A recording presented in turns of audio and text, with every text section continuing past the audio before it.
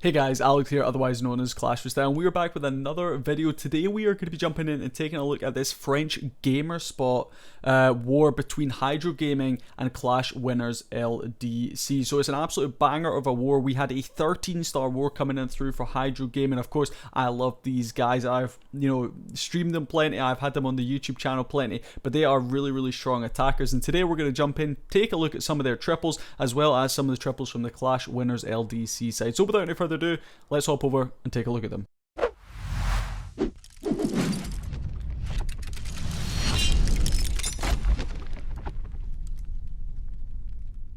Alright, so the first one we are going to be jumping in here and taking a look at comes in from Stack's Attack of Hydro Gaming. Now, this is quite a common base. I feel like I've seen this one quite a few times, and he is going to pretty much show us exactly how you can smash this base. Super Witches are incredibly strong, and that's exactly what he's going to be using to take down this base, which is so incredibly common in the meta. You can see we're going to be using these zaps up here at that top section of the base. We're then going to be throwing down the Quake, completely cleaning out that Inferno compartment. In comes the King and that Siege Backs from the left hand side of the base. We're just going to be using them to create a little bit of funnel to make sure that our Super Witches go exactly where we want them to. We are going to unfortunately burn through one of these Super Wall Breakers pretty early on, but the second one is going to open that Town Hall compartment pretty nicely here for Stacks, and that means that his Super Witches can push directly in there. We are going to be jumping in here with two jump spells, the first of which is going to give us access out of the Town Hall compartment into the center,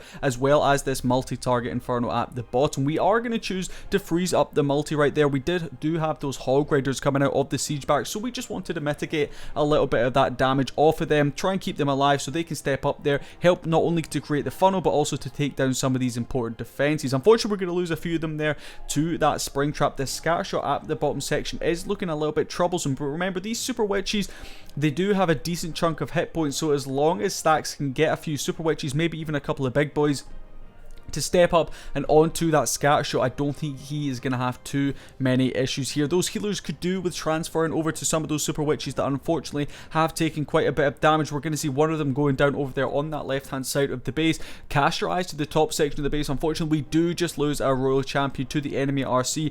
A couple of Headhunters maybe to come in alongside her to take down the enemy RC would have been perfect, but unfortunately we do end up losing her at that top section. Going to continue pushing on regardless, though. We've still got our Queen up over here on the right hand side. Couple of Super Witches making their way down and around this bottom section of the base. Queen ability is going to go right there. Timing potentially could have been a big issue here for Stack, so making sure he's popping that Queen ability nice and early. Even a couple of extra archers on the screen is always going to help just do a little bit of chip damage. Of course, that Queen ability is pretty lethal as well. A couple of cleanup troops making their way in from the top section, and Stacks just about has enough here for the back end of this one. So even with some of his troops walking around the outside of the base, you can see those Super Witches unfortunately did path over to this right hand side, kind of walked out as they made their way into the center, and then they pushed out rather than continuing on through the middle of the base, but it didn't really matter too much. Stacks made sure his Queen continued in the middle, and that brought him a triple. GG's on that one. Let's hop over to the next one. Okay, so we have DJ going to be coming in here for Clash Winners LDC, and they are going to be coming in here with a drag bat. Now, you guys know, I say it all the time, I am a big fan of drag bat. I love to see a successful drag bat coming on through. I just think it does take a lot of skill to make sure those bats stay alive, because one shot from a Wizard Tower, one shot from a scatter shot, a couple of beams from a multi or the Town Hall, and those bats are gone. So there is always a lot of riding on bat spells in these kind of attacks because you're bringing so many of them. But DJ going to be kicking off proceedings here, bringing in his King and his Queen from this top section of the base. Going to be throwing in a in fact, we don't even have a poison spell. I was assuming we would have had a poison spell there to maybe try and help our King and our Queen through these clan castle troops, as I would assume, would have known that we were going to pull them early. But regardless here, we are going to be bringing in our balloons and dragons pretty quickly on in this attack, to be honest.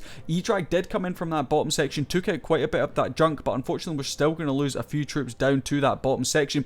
We did delay a little bit there on that blimp flying overhead. We're going to drop the Eternal Tome ability, which unfortunately misses that blimp. So playing with fire a little bit here is DJ, but luckily that blimp doesn't hit any Seeking Air Mines, and it is able to still make its way all the way into that Town Hall compartment. We do have a Yeti blimp coming right there. We're going to drop that Rage Bell down so those Yetis and the Yeti Mites can just get a little bit more value, take down some of these defenses. We're going to have the Yeti Mites help that dragon on the top section take care of that multi-target Inferno. Our RC going to go down over here on the right hand side. 4 free spells going to be coming in for our bat portion of this attack as the 5 bat spells now make their way in from this top section of the base, and already DJ losing a big group of those bats. We had loads of free spells to drop, but unfortunately was slightly delayed on that first one, but we are going to continue throwing them down right there. Luckily there was not too many defenses left up here on the back end, and those expos are ground expos, so those bats not going to take too much heat from them. We do have 1 free spell left up which we can drop on this expo on the back, on the air defense, that's what it's called, here on the back end, and that's going to allow these bats to just clean through that. This one probably, I don't want to say it didn't deserve a triple, but it certainly was a lot closer than I'm sure DJ was looking for. It would have been smashed, I think, if he had just funneled a little bit more in the bottom section, if he'd managed to get those dragons to push right in, but it's a triple regardless, and it's a nice one right there from Clash Winners LDC. We've got Nick Helios here, going to be coming in with an interesting Sui Lalo. We've got a couple of those skeleton spells going to be swinging on through, and this is a strategy that I think I'm going to be bringing some videos on in the near future. You can only see 2 skeleton spells coming on through here, but I've seen people, especially in Brian Fan Club, who you guys know I cover a lot, using 7-8 skeleton spells in a Sui Lalo attack, and it has been doing incredibly well. So that's a video if you guys want to see, let me know in the comments. I'll certainly try and bring that to you guys. But here we go. Nick Helios starts off here by bringing in a Yeti Blimp. That is able to take care quite nicely of that Town Hall compartment. Unfortunately, we do not take down that Scatter Shot. It would be nice to grab it, but regardless, we are now going to bring in those heroes, the King and the Queen, from this right hand side of the base. We've got those Ice Golems, unfortunately, going to be freezing up proceedings over here on that right hand side of the base. 1, 2, 3 of them really slowing down the initial start of this attack, but it's not going to do too much DPS here, which is the good thing here for Nick. It means that King and Queen can kind of just chill over there on that right hand side, and they can now start making their way in to this base. You can see the King is going to be just doing a little bit of work, so we can get that Queen to step up and into the Scatter Shot right there, dropping down a skeleton spell that is going to be used to tank the enemy RC here more than anything else. The multi-target Inferno doesn't really matter too much. The thing we're trying to focus in here was that enemy RC, and we are able to keep her distracted so we can focus in on our King, our Royal Champion, and our Queen all getting themselves into that top compartment. And the Lalo actually starting pretty early on in this attack, but remember, Nick doesn't have to worry about this Town Hall, so all of his focus